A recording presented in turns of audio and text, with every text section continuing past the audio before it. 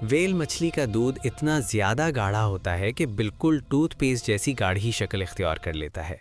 चूंकि व्हेल समंदर की बहुत गहराई में रहती है, इसलिए अगर दूध पतला हो तो फ़ौरन पानी में घुल जाए। इसी वजह से अल्लाह ताला ने उसके दूध को इंतहाई गाढ़ा बनाया है। इस दूध की साख्त क्रीम या पेस्ट जैसी होती है और इसमें 50% से भी ज़्यादा चिकनाई फैट होती है। इसी दूध की बदौलत व्हेल का बच्चा सिर्फ एक ही दिन में 80 से 90 किलोग्राम तक वज़न बढ़ा लेता है।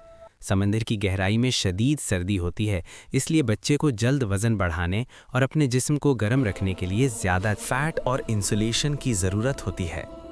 अल्लाह की शान देखें कि अल्लाह सुब्हाना ताला ने पानी के अंदर भी दूध पिलाने का ऐसा मुकम्मल और हैरत अंगेज़ निज़ाम बना दिया है।